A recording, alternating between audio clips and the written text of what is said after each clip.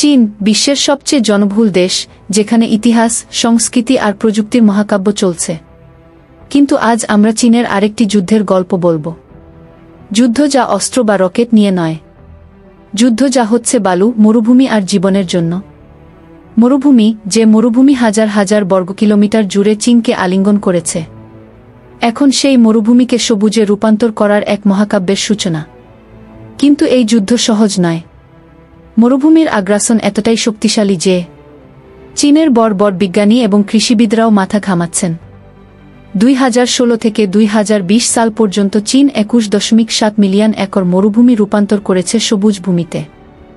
অর্থাৎ প্রতি বছর প্রায় 4-3 মিলিয়ন একর জমি বৃক্ষরোপণের আওতায় এসেছে। কিন্তু শুধু গাছ লাগিয়ে কাজ শেষ হয় না। গবেষণায় দেখা গেছে, মরুভূমির আবহাওয়া এবং বালির গতিবিধির কারণে গাছের 8-5% জীবিত থাকতে পারেনি। কারণ মরুভূমির বালি এমন এক প্রকার ধুলোবালি যা বাতাসে ঝড়ের মতো উড়ে বেড়ায়। যখন বালি উড়ে যায়, গাছের শিক শুষ্ক হয়ে পড়ে এবং গাছ মারা যায়। টাকলামাকান মরুভূমি, যা চীনের সমুদ্রহীন সাগর নামে পরিচিত, এটি পৃথিবীর অন্যতম বৃহত্তম বালুকামা মরুভূমি। এখানে বালুর স্থানান্তর গতি বছরে 6-5 ফুট পর্যন্ত। এখানে বাতাস এমনভাবে বালি ছড়ায় যে গাছের শিক কখনো স্থির হতে পারে না। বালুর ছড়াছড়ি এড়াতে পাহাড়ের মতো বাধা তৈরি করা হয়। কিন্তু এই প্রকৃতির শক্তির বিরুদ্ধে মানুষের লড়াই খুব কঠিন। এই মরুভূমি শুধু চীনের নয়, গোটা পৃথিবীর জন্য বিপদ সংকেত। কারণ মরুভূমি বাড়লে হারিয়ে যায় কৃষি জমি, বাস্তুতন্ত্র ধ্বংস হয়, আর বায়ু দূষণ বেড়ে যায়। তবে চীন থেমে থাকে না। চীনের সরকার ও বিজ্ঞানীরা মরুভূমি রোধে একাধিক পরিকল্পনা গ্রহণ করেছেন। একদিকে বৃক্ষরোপণ দিবস 12 মার্চ, যেখানে প্রতিটি নাগরিককে গাছ লাগানোর উৎসাহ দেওয়া হয়। তাদের বয়স যাই হোক, সবাইকে 3 থেকে 5টি করে গাছ লাগানো বাধ্যতামূলক। আর এই দিবসে অনেকেই জীবনসঙ্গী পছন্দ করে, বিয়ে করে, যাতে জীবনের প্রথম গাছ একসাথে রোপণ করতে পারেন। সবচেয়ে বড় চমক এসেছে খড়ের ব্যবহার থেকে। চীন শুকনো গম, ধান ও অন্যান্য শস্যের খড়কে মরুভূমিতে রোদ গড়ে তোলার এক অত্যাধুনিক প্রযুক্তি হিসেবে ব্যবহার করছে। মরুভূমিতে গাছ লাগানো কঠিন, কারণ বালি বাতাসে ভেসে বেড়ায়। সুতরাং বালুর গতিবিধি বন্ধ করতে হবে, এবং সেই কাজ করছে খড়। খড় দিয়ে তৈরি হয় চেকার বোর্ডের মতো গ্রিড, যা বাতাসের গতিকে বাধা দেয়। এর ফলে বালি জমা হয়, বাতাস কমে যায়, আর ভিতরে রোপণ করা হয় ঘাস, গুল্মজাতীয় উদ্ভিদ।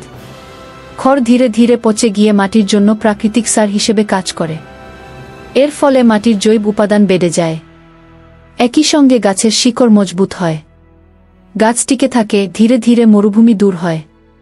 এই পদ্ধতিতে শুধু গাছই বাঁচে না, অন্য অনেক ছোট প্রাণী, পোকামাকড় ও পাখিরও আবাসস্থল তৈরি হয়। অর্থাৎ এটি পরিবেশের সার্বিক উন্নয়ন ঘটায়। মরুভূমির পটভূমিতে তৈরি হয় জীববৈচিত্র্যের এক নতুন অধ্যায়। চীনের এক গ্রামবাসী বলেছিলেন, আমরা আর শুধু গাছ লাগাই না, আমরা আমাদের ভবিষ্যৎ বপন করি। মরুভূমি রোধে গাছ লাগানো মানে শুধু পরিবেশ রক্ষা নয়, এটি আমাদের সন্তানদের জন্য জীবন নিরাপদ করা। চীন বলছে তারা আগামী দশকে আরও 30 মিলিয়ন হেক্টর জমি সবুজ করবে। তাদের লক্ষ্য প্রাকৃতিক ভারসাম্য ফিরিয়ে আনা এবং প্রাণের উৎস সৃষ্টি করা। এখানে ব্যবহার করা হচ্ছে আধুনিক স্যাটেলাইট মনিটরিং, আর্টিফিশিয়াল ইন্টেলিজেন্স ও ক্লাইমেট মডেলিং।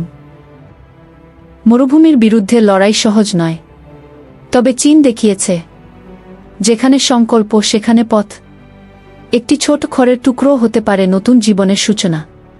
প্রকৃতি ও মানুষ যদি একসাথে কাজ করে, তাহলে মরুভূমি হার মানে সবুজের কাছে।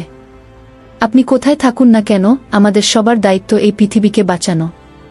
মরুভূমির বিরুদ্ধে আপনার দেশের পদক্ষেপ কি? কমেন্টে জানান। আর এই ধরনের তথ্যবহুল, প্রেরণামূলক ভিডিও পেতে সাবস্ক্রাইব করতে ভুলবেন না।